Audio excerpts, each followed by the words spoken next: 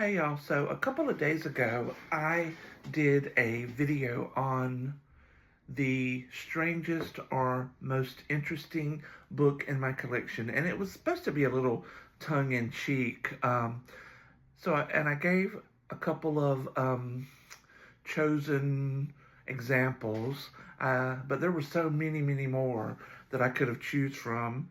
And in that video, I said, if any of these books you want to know more about, just let me know in the comments and I will do a video on that book. Now, I got a lot of likes here on TikTok, but no comments. But I do cross-post these videos to my Instagram page for my business and my YouTube page, which, by the way, I recently got 1,000 subscribers. So on Instagram, someone wanted to know more about the Mystic Grimoire of Mighty Spells and Rituals by Frater Malik. So this is my video on this book. So first of all, first let me show you. This is a hardcover book.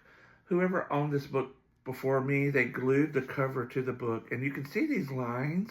That's just basically clear tape, where they clear taped the book to seal it and protect it, which is interesting because under the dedication page, and I'll show it to you right there, it says, "This grimoire is a magical tool. Any deliberate damage done to it, such as cutting pages, adding extra markings, writing marginal comments, underlining, or interfering in any way with the contents will utterly cancel its effectiveness for you." Now, I guess gluing the cover on there and putting the tape didn't violate those terms. Maybe it did for the person before me, but in my experience, I'm just going to go ahead and tell you, these rituals and spells are effective. So, first of all, who is Frater Malik? Frater Malik was a pen name for a man named Jeff Gray Cobb. He was born in 1928 and died in 2009. He was English. He was Canadian. He was an occultist, an astrologer, and an author. He became a notable figure in the 1970s in esoteric and New Age literature through works published by the Parker Publishing Company. Now, I am reading from my computer here, but I do want to break to say, in the past, when I researched him, I cannot find it again. Maybe one of y'all can. There was a video where he appeared on an old game show in the 70s. And it was kind of like, I can't remember the name of the game show. But basically, it was him and two other people were on a panel. And there was a person on stage that they could not see. And they had to use their gifts to figure out what this person did for a living. And the other two people didn't figure it out, but he, using astrology, figured out that that person was an astronaut who had been to the moon, which I thought was really interesting. Now to the book, the publisher, Parker Publishing, took a lot of books, and their specialty was taking complex subjects and making them more accessible to the common person. There's a lot of ceremonial traditions and results-oriented practices that they made available to everyday readers. Now, this grimoire is basically broken down into thirds. There are more than 3 chapters, but it's basically broken down into thirds. The first part lays the foundation for the system. It explains what a grimoire is, the difference between a ritual and a spell, and it also provides the amulets and talismans that you'll need in order to perform the rituals in this book. The second third is where he gives the rituals. There's a master ritual for various purposes.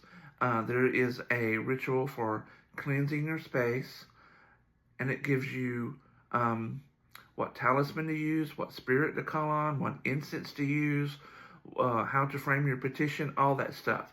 So it's basically like a master ritual and you sort of fill in the blanks with the information from the actual rituals. And finally, the last third of the book is spells for many different purposes. And most of these spells use candles and incense along with some sort of miscellaneous anchor, like writing your wish on a paper and then using an incantation to make it come true for you. These spells and rituals are not overly complex, and I can tell you from personal experience, they are effective.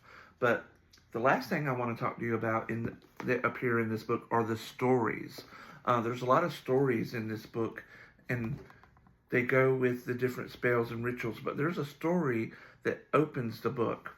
He talks about a woman who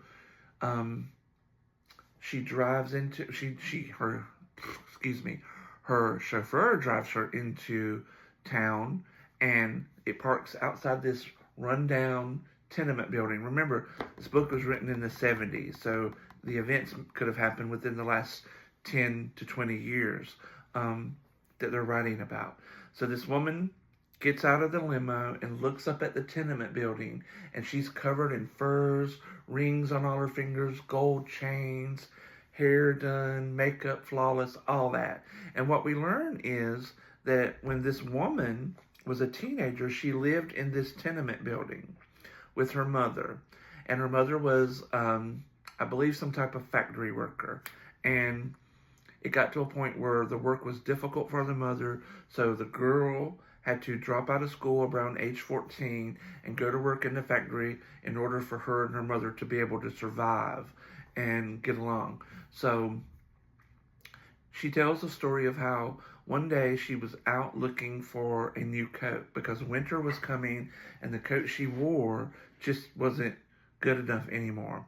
So she went to these thrift stores or strip malls or something, whatever you call them in New York, and was looking for a coat. And she tried one on, and she stuck her hand in her pocket, and she found this piece of paper with a spell on it. It was called the gold building spell. She ultimately decided not to buy the coat because she needed to stretch her money out a little bit further, but on a lark, she kept the spell, tucked it in her pocket. Well, she went back home, and remember, this was in the 70s, possibly the 60s.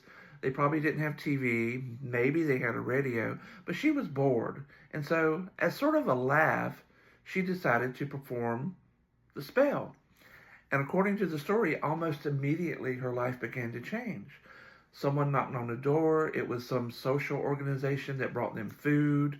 Then she was out walking somewhere. She found a lottery ticket.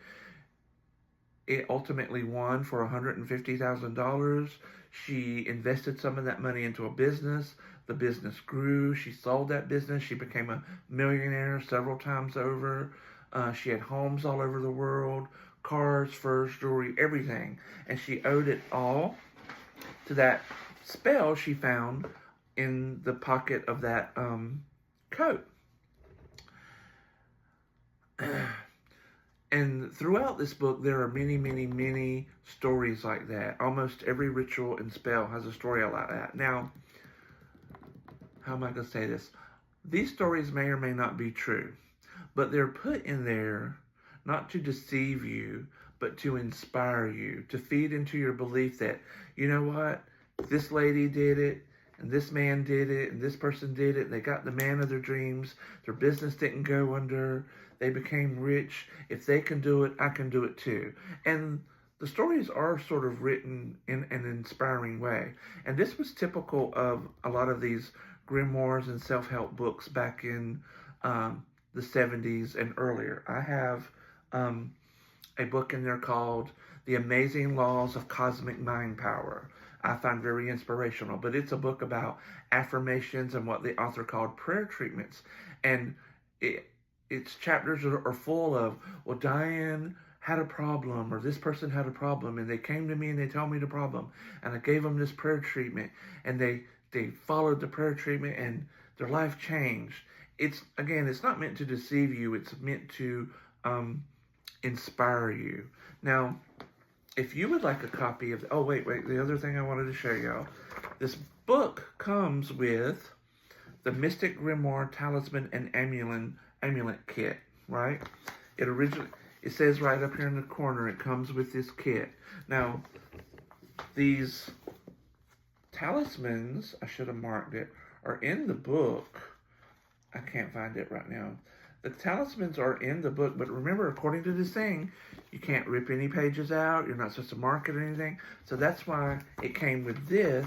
So you have all the talismans. You can cut these out. You're supposed to color them. Some go on the altar. One of them goes on the wall. Comes with the book. Let me put it back in there so I don't lose it. Now, these books are now a collector's items. I know people in forums and that I look at to look for leads and things. A lot of people love these books and his other books. I can tell you from personal experience, they are effective. In fact, I can tell you a story, but this is already 10 minutes long. I'm not going to tell you that story. If someone asks, I'll tell you that story and another thing. But if you would like a copy of this book and you don't have the money to get an original edition, his daughter, I forget her name, Victoria Gray, has been republishing his books on Amazon, and you do get the amulet kit with it. It has the same admonition in this book about not tearing out pages, don't marking in the book and all that. Oh, here's a picture of Jeff, and that's his daughter. You can get this on Amazon. I believe it's about $25 right now. I don't get a cut of that. I don't. And but what I wanted to say was, you can see how this book and this book is different. See the difference in it? So what she has done, she has taken all those stories out of the book. So this is basically just the foundation of the system, the talismans you'll need, the master rituals, the rituals for each purpose, and the spells. And it doesn't have the stories, which I find inspiring. But I guess they're not 100% necessary. But anyway, this is my video on the Mystic Grimoire of Mighty Spells and Rituals. And I hope you enjoyed this video.